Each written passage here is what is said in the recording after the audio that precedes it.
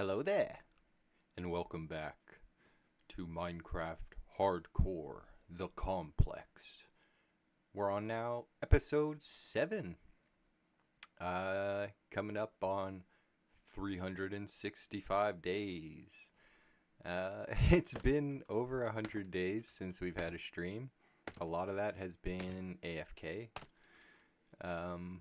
We got enough tinted glass to...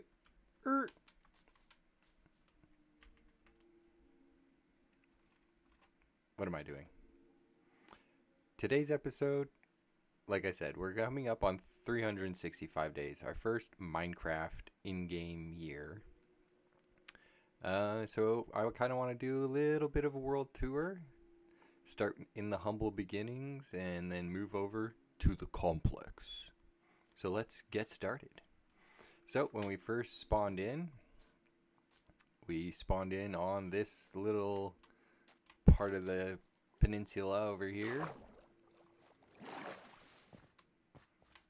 or whatever a gathering of islands is called. I think it's a peninsula. I don't know. I'm not a geo. This was our first mine.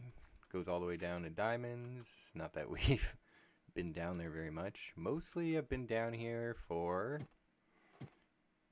in the beginning before we made the cobblestone and stone generator and got ourselves a silk touch pickaxe. We came down here just to mine stone and accidentally discovered a few slime chunks, so we made a manual slime farm. Not really a farm. This is my emergency bed. Nothing down there other than diamond layer and I guess the nether portal. But nether shenanigans is another day, not today. So that's the mine, that's the start. That's where we got our first resources. There was only one oak tree on this island, and then a big oak tree like right on that shore right there. And a couple acacia trees on the island. There's another little set of islands over there. And then through trading with wandering traders, we were able to get the different types of big trees. So we can just... I'm using a mod pack tree capitator just because it doesn't affect vanilla Minecraft gameplay at all. In a sense of like, it just saving time, right? Like I still have it on full durability use. So even if I chop this whole tree down manually, it would still use the same amount of durability on my axe. So it's not like overpowered or cheaty in any kind of way. But yeah, we would just plant trees, cut them down. Plant trees, cut them down. And then I spent my first like 74 days just cutting down trees and just mining out stone. Anyways, this was the humble beginnings. We also started our first little manual wheat field here. It's been wheat, it's been carrots, but first little manual farm. And then of course axing all the trees is manual as well, but the tree capitator is a big help for that. Just to save time. Otherwise, traditionally, without tree capitator, what I would do is I would just set up scaffolding, and then I would just chop the tree down, just like tick, tick, tick, tick, you know what I mean? So this essentially just helps a lot. Trust me, we use a lot of wood, we use a lot of chests. Now approaching the complex. A lot of machines going on here, a lot to look at. So first and foremost, how we keep our gear all in top shape here. We got our XP farm here. Very simple machine. Up on top, you can't really see it. There we go. On top of that cactus there's a composter. And composter has 2 armadillos in it. And they are constantly scared, kind of like that guy up there, and balled up because they have line of sight with this Mr. Scary Dude, the zombie. So they stay in a perpetual balled up state, which allows them to not take damage from the thorns. You can see them blinking there sometimes. But then they don't take damage from the thorns because they're in their perpetual, like, scared state. And then we hit them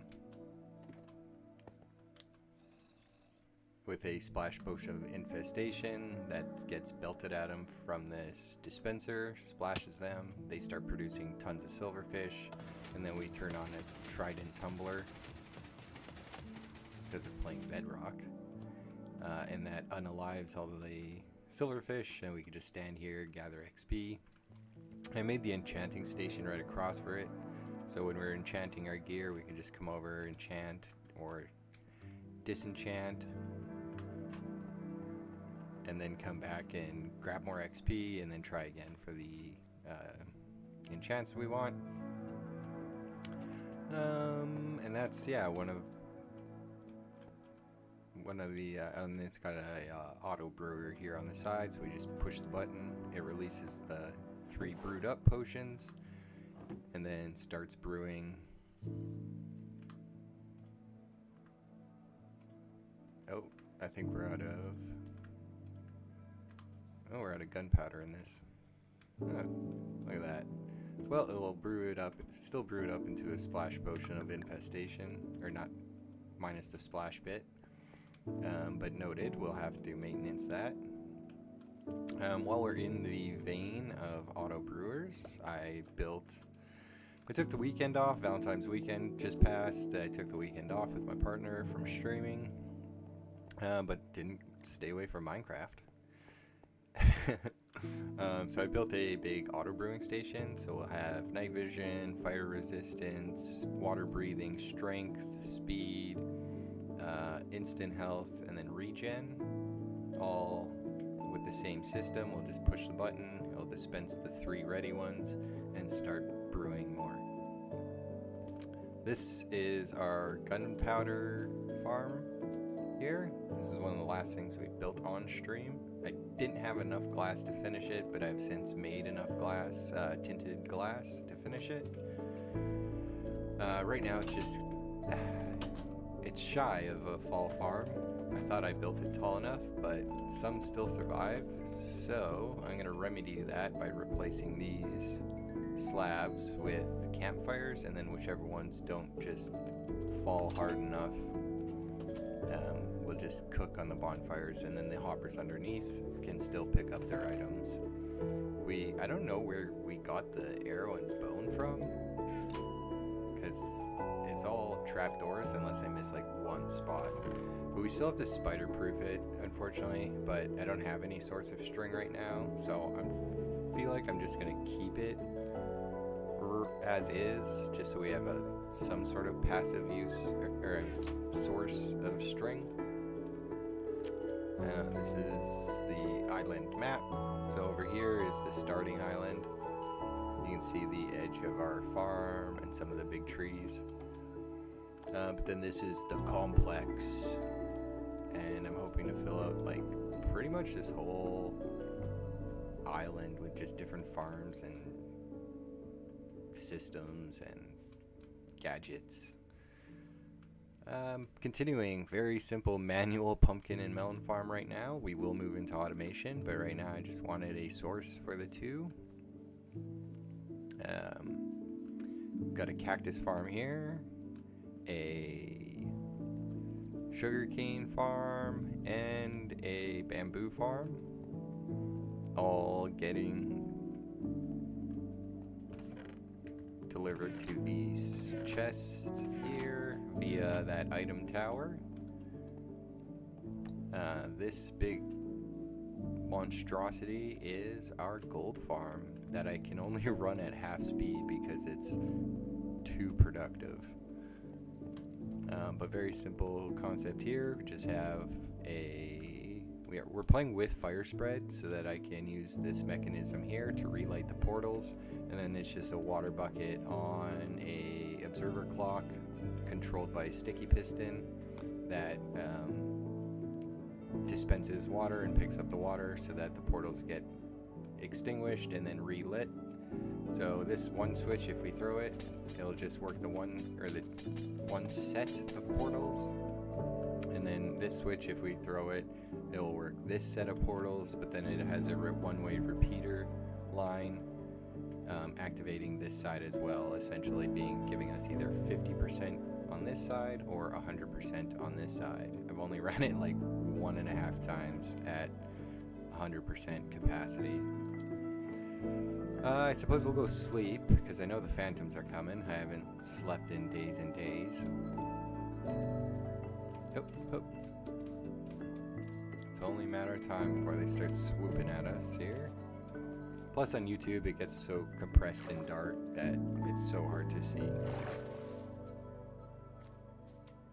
Oh.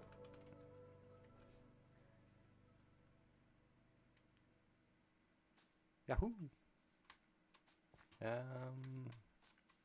Yeah, that's the creeper farm from afar, so quite a few spawning layers. I did build it on the ground. I know. We still have to spawn proof a lot of this island. I did have a bunch of torches down in that area there, but I have since chewed away all of the land to make room for our sorting system. But sorry, continuing with the gold farm here. So portals go blink, blink, blink, blink, blink, and then just a very simple water funnel system. So all these push sideways, and then there is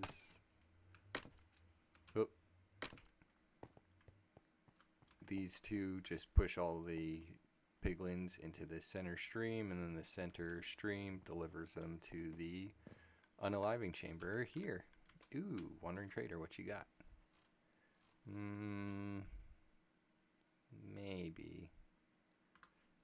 You can wander around for a little bit.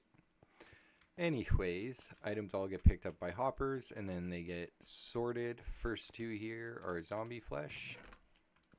This is just a backup, because every once in a while I find that if it's sorting too much of one item, stuff will pass by. So then we got nuggets and nuggets backup, and then gold bars are rare enough that you only need one slice. And then all these gold swords and gold spears,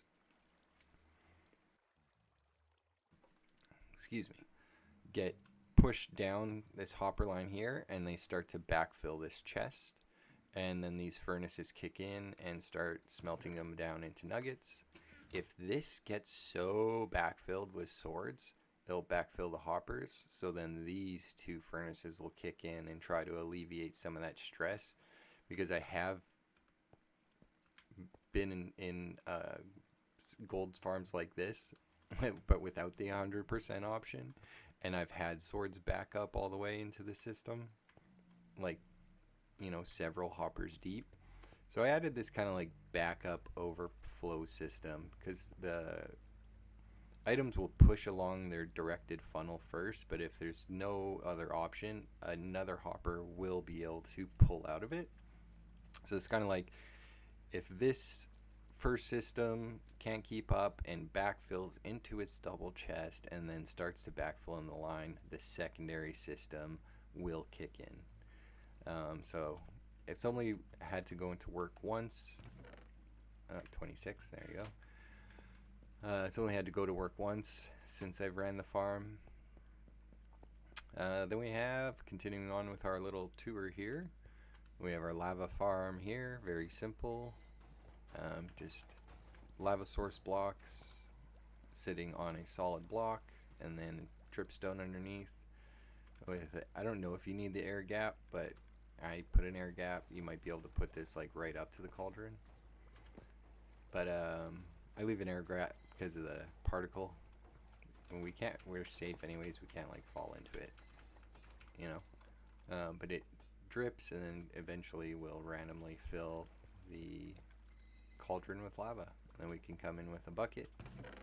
That's not buckets, and you know, fill our buckets with lava. So if we ever need a lot of lava for a project, that is readily available.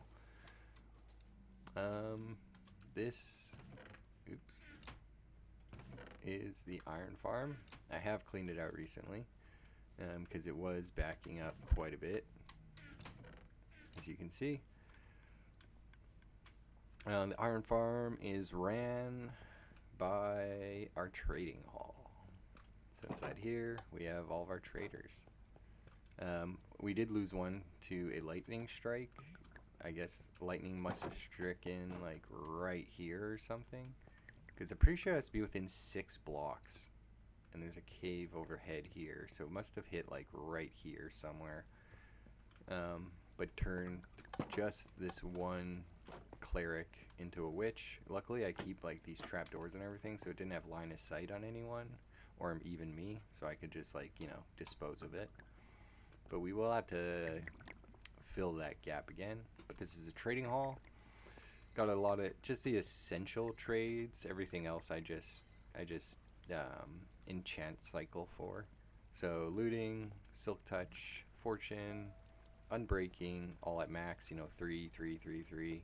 Looting 3, silk touch, fortune 3, unbreaking 3, and mending. Not the cheapest, absolute cheapest prices or anything, but I'm not afraid to pay the emeralds, you know? And then because we don't really go mining, this is how we've gotten all of our gear. We have weaponsmiths, armorers, and toolsmiths. And then we trade a lot of the bamboo, we turn it into sticks and trade for emeralds with the Fletchers. We also trade a lot of the iron, and despite that, we still have a lot of iron. Trade a lot of the iron away to all the different steel workers here. So all 15 of these will trade for iron, and then I also trade a bunch for sticks too over here. Any of the rotten flesh from the gold farm I trade to the clerics. So try to stay pretty efficient. Future project for the iron farm is going to actually sort out the poppies, get them into an auto composter system. I basically built the cactus farm just kind of for funsies and as a source for green dye if we ever need be, because I almost did enclose this, or no, enclose this in green glass, because I was like, oh, maybe I should use like glass coating for my farms.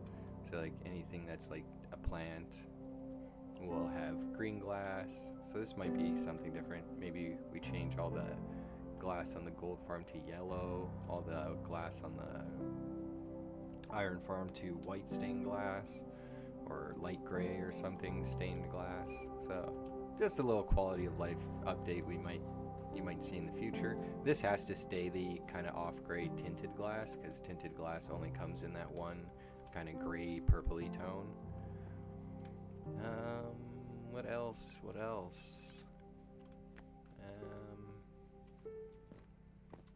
Both these farms are run off of a once a day sensor, so it's just a daylight sensor, well, 2 daylight sensors, and then at one point during the day, the daylight is considered 2 different strengths. So then I just have a simple like comparator system comparing the 2 different daylight sensors, and then when they have the same signal strength, one is going through 2 bits of redstone, one is only going through 1 bit of redstone. So once they have the same signal strength for that like 5 seconds in a Minecraft day, what time is it? Actually, we're going into evening. If I ramble on about the farm for another moment or two, we'll be able to see it in action.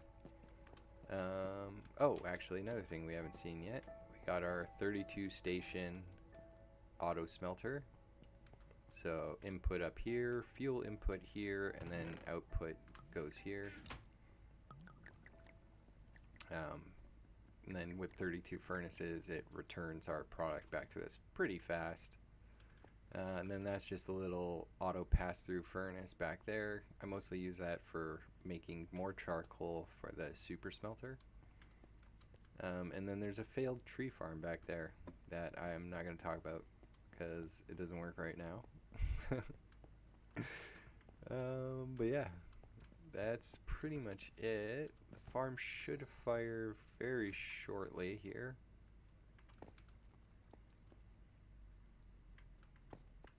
maybe it'll take longer than I thought.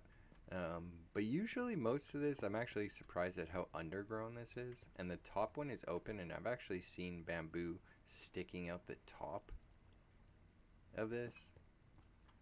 But it should fire. I'm pretty sure it's in the evenings. And all the pistons will extend for about 5-6 seconds, and then they'll all retract once the daylight is back to just one constant source level.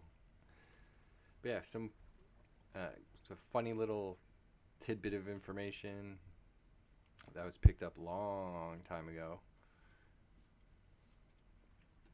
that apparently at one part of the day there's 2 different light levels from the same sun. So fun little factoid. Hopefully this fires off. It should. I'm pretty sure it fires in the evening. Yeah, there we go. Boom, boom, boom. Everything falls down. It's not lossless. Obviously there is some that's sitting on the pistons, and once they retract they'll just fall on the ground there. So it's not lossless by any means. It's not extremely efficient, and neither is the cactus farm, because every once in a while, like when a cactus poofs off, it lands on another cactus and gets hit. But we're not hurting at all, But yeah, that's basically it. Hey, little horsey. For farms. Oh, and then we got a couple geodes that we've found. So there's one here. There's one over there, and then there's actually 2 in line with each other behind the iron farm. But that's also very simple. Let me down. Let me down. There we go. Also very simple farms. Not even farms. Oh, I went too low. Hello? Oh, did I not? Oh, this one. Yeah, okay. This is the one I didn't excavate all the way. I just know it's below there, but I didn't build my little speed tunnel down. So we will go check out one I have excavated. This one over here. And all we've done so far is sorry. All we've done so far is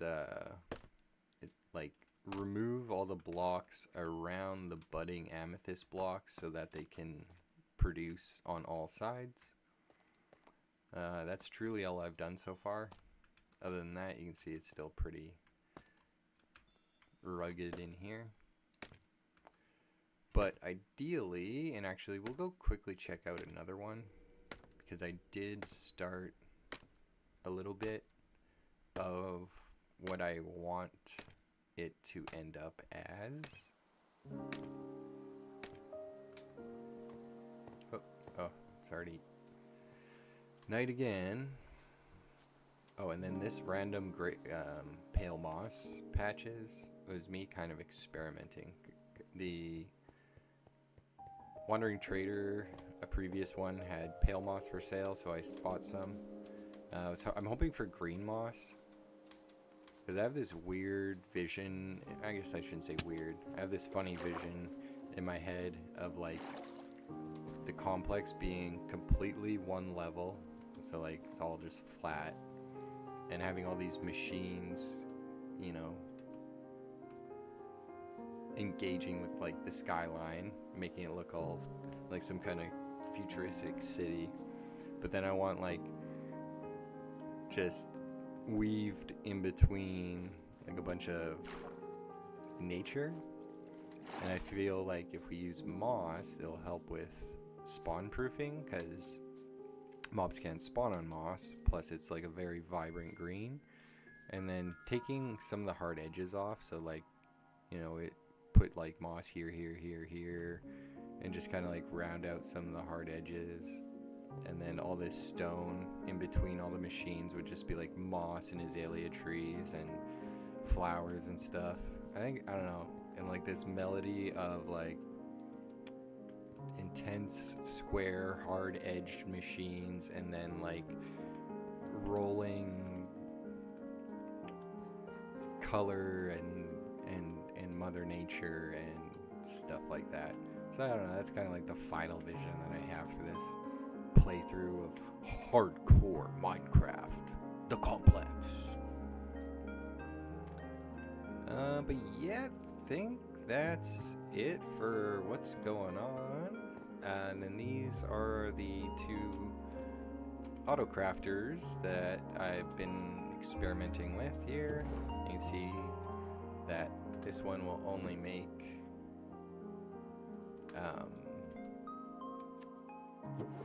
a block of something.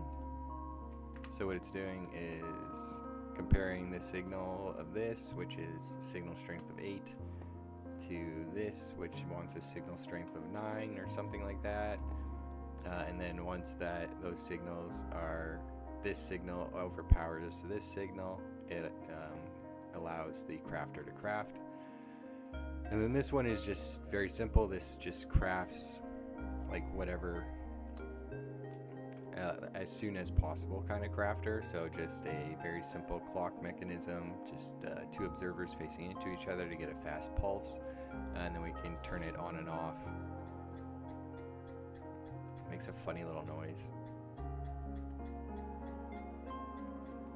But yeah, don't want that constantly pulsing, so I just put that sticky piston on it. But we're going to use this one to craft the bamboos into sticks so that I don't have to do it for trading. Then we'll use this one to compact the iron into blocks. But that is also another episode. But to show you, I did test them out just because I was paranoid. So we'll put the iron blocks in here first, turn it on. You see very rapidly it's being turned. So this would be turning bamboo into sticks, right? But it would work the same, and then we would just have two open slots instead, so that as soon as two pieces of bamboo came in, it would make a stick. But for testing with iron blocks' sake, I put it just to the one, and you see it works. And then we can take this and put it back in here, and it'll only craft. Actually, we can watch it so you can see it wants to craft that. Nope. Oh, there we go. So it says no to like making all the different things because it's not the signal strength for the previous recipes. So like pressure plate, bars, and nuggets don't give a big enough signal strength from this, which has a signal strength of 8. So this one triumphs over this one until this one fills up completely with iron and says, oh, I can make an iron block with a signal strength of 9, and then so it then powers kind of itself and then crafts the iron block up for us. So coming in on the last one here, boom, got our iron back. And I've tested it multiple times just to make sure it works, because I have used different designs that use like the composters and such, and I have had those fail on me. So like this tried and true works. Also, I think this sound is funny. I've never heard this before. It sounds like a squeaky toy that's like on its last leg, or like the dog has like chewed a hole in the squeaky toy a bit. But yeah, that is the complex. Some plans for the future is, as I mentioned, I want to sort the poppies out, get them passing through an auto composter, and then they can be sent to the storage.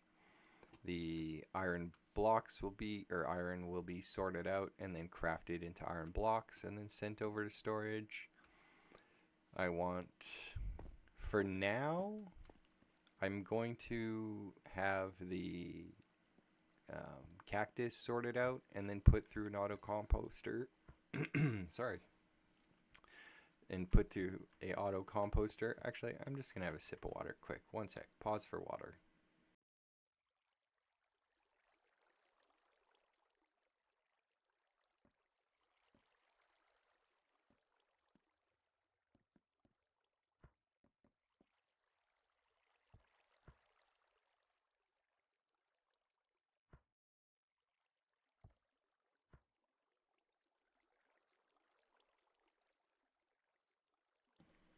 Okie dokie. So yeah, the cactus, what I want to do is just for now have it put through an auto composter, have it composted down to bone meal as well, and then sent over to the sorter, where it can be stashed in the same column as the bone meal from the farm. The bamboo I'm gonna have sorted out and then crafted into sticks, and then I might have that completely redirected right into the trading room, but I'm not 100% sure on that because I do want to make a sorting system where everything is just in one area. So probably just gonna have them sorted out, crafted into sticks, and then sent over. The sugarcane, I'll probably just have it sent over as sugarcane, just because we will need a bunch of sugar for speed potions. And then we also, of course, need a bunch of paper for rockets in the future. So I don't want to craft anything with that, but all those will be sent over into the storage. Iron and the poppies. Poppies will be composted and sent over. Iron will be crafted and sent over. I think that's it. But then as we add more farms, we'll have all the different items sent over and put into storage. Then also, we're going to have an input chest on here, of course. Not all of this will just be farmed items. I also do want to have just bulk storage. So like there will be a column for dirt, there will be a column for grass, there will be a column for cobblestone, stone, smooth stone. Smooth stone will probably end up getting 2 because I use so much of it. You know, sand, gravel, glass. And those are just beginnings of like, you know, common blocks that I use a whole bunch of. But yeah, that's gonna be the sorting system. But I'm out of chests. I'm out of wood. I turned everything into hoppers. Now we have like a bunch of hoppers to make the sorting system, but no chests.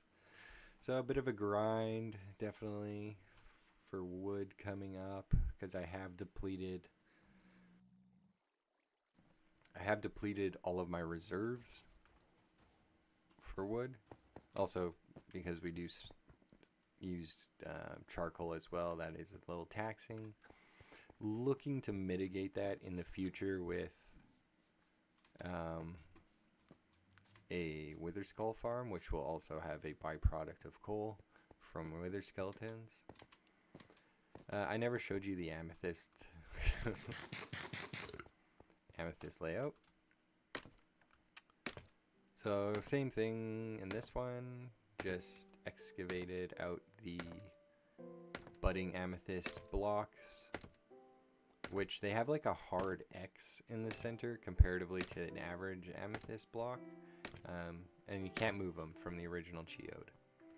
So you can see came in here, flattened out the floor, started putting down the smooth stone, and then that way when we mine them it's nice and easy. They're all on the same level to pick up after, and then the contrast of the bright purple against the plain gray is also very nice for highlighting, making sure you picked everything up. But I also need to put a scaffolding tower in like here and rip more of this back wall off, just because harvesting this huge cluster is very tedious and I often have to leave a bunch behind. But that's the future plan for the amethyst farm. And then something I heard of a long time ago when geodes first got introduced was making the farm like, you know, nice and square and flat and straight edges and everything like that, but then flooding it, and then that way all the amethyst shards you can just swim around, so you have like full kind of 360 degree motion because you're swimming in a pool. And then all these shards just float up to the top, even if they land on top of the blocks. Because that's another trick, is like as you're harvesting them, sometimes they land on top of the block. and then getting up there can be difficult to go and collect all your shards. So that may be a quality of life update that we do for the amethyst farm once we do fully clean it out. Sleep. Once you do fully clean it out, square out the room, maybe we will flood it just to help with harvesting. But I don't know. That's also a lot of water placement.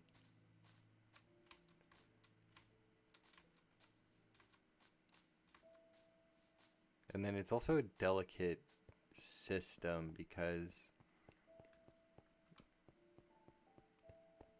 like you can't,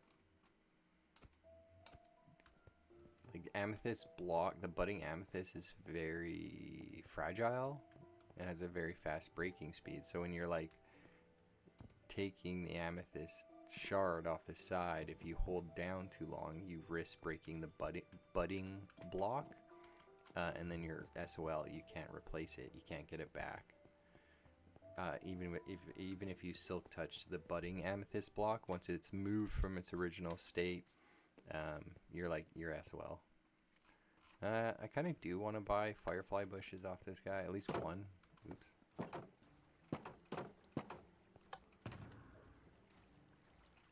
Because we can just bone meal and get more. But I do want...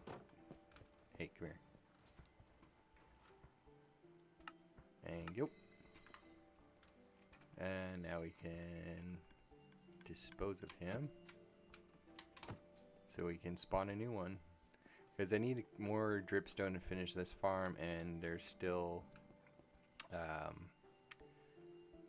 tree types that I want. We did get a couple of the exotic trees. So we got dark oak saplings and we got cherry saplings. We've already had jungle and spruce.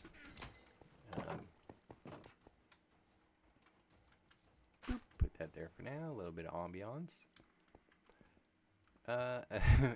I could show you how fast this thing prints pigment. Let's run it at 100%, just so you can see. So it's starting to flow in now.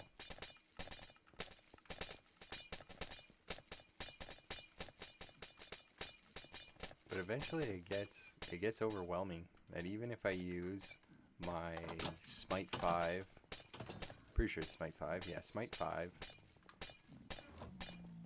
But even if I one sec, let me set my mouse up so I can rapid click on it.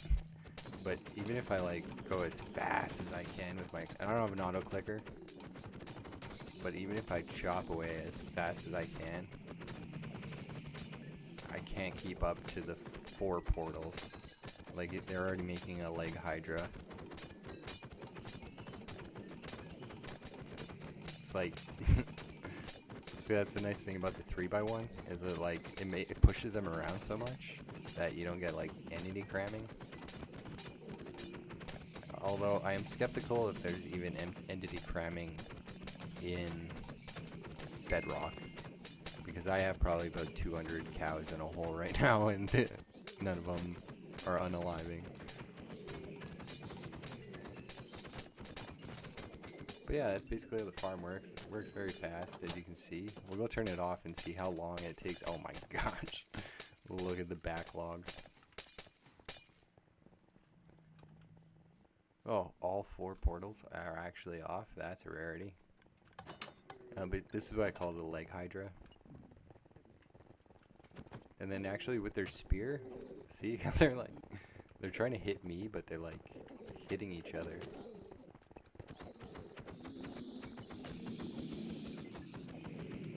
But yeah, we'll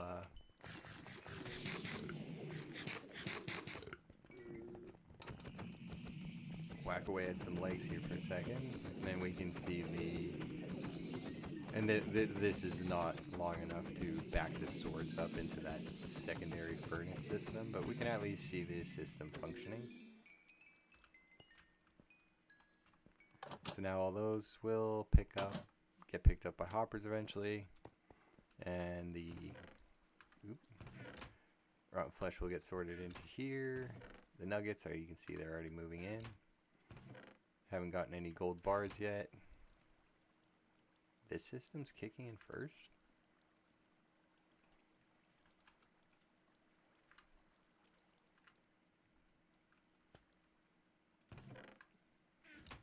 Huh. I thought this system should kick in first. Maybe I got it backwards. Yeah, regardless. Yeah, that's a gold farm. I don't think I'm going to connect the gold sorting up to the storage system just because it is a process. Like, I have to make sure to get everything out before the swords and spears get to the end. Otherwise, it clogs up the furnaces. So this will probably stay as its own entity just because I want overflow and unsorted items worked into the sorting system. And if we have unsorted, we're kind of utilizing that here in the sense of this is a sorted item, this is a sorted item, this is a sorted item. So then this is all unsorted items, and they have no choice. They should only be weapons, which can be smelted down into nuggets. So they have no choice but to go through the furnaces, right? Whereas if this was attached to the sorting system, sure, we could sort everything out. But if, say, I was dumping my pockets and, you know, an unsorted, whatever, some sort of odd item gets thrown in there, it's going to go through the entire sorting system, be like, oh, I can't fit. I'm going to go into overflow, and then that would be the furnaces. So I don't want to. I think we're going to keep the gold sorting its own entity. But everything else I want crafted as needed and then sent over to storage, so I can just come up to here, be like, all right, where's my dirt? Because right now our bulk storage is all, like, this is kind of, I call this my office. So right now I just got, you know, all my redstone in here, got all the blocks that I build with there. This is all like crafted wood, other building blocks. And now it's kind of going in just into, like, you know, garbage. And I need that sorted out. And then our other bulk is, I just threw a bunch of chests in here because I had a bunch of extra area. And I've just been throwing stuff in here, and slowly it's just turned into dump chests over time. You know? And we gotta get that sorted out. Plus we can then use this space for other stuff. Some farm, you know, just put a cute little melon farm in there or something, I don't know. But yeah, that's kind of the future plans and what's going to be happening. And there, now it's official. There in the left-hand side of the screen, 365 days in Minecraft Hardcore. Da, da, da, da. I don't have my victory horn yet. Anyways, I think that's going to do it for the episode. I honestly just wanted to spend the 365-day celebration with you in Hardcore. Give a little bit of a world tour. Show you all the farms in case you haven't seen all the different episodes. This will be a good episode to catch up. Yeah. But I think I'm going to sign off as the sun sets on our 365th day. Hey, come here. Get behind me. Where are you? There you are. 365 days in Minecraft Hardcore on the Complex. I want to thank you for tuning in. I'm going to go cut down trees for several IRL hours and replenish the wood supply and craft a whole bunch of chests for the storage system. But if I get to the point where we're doing some kind of design or I'm doing some kind of redstone, I'll probably bring you back for another stream. But until then, thank you for tuning in to the Complex, a Minecraft Hardcore playthrough. Alright, bye-bye. Oh, and remember, Stay odd. Bye bye.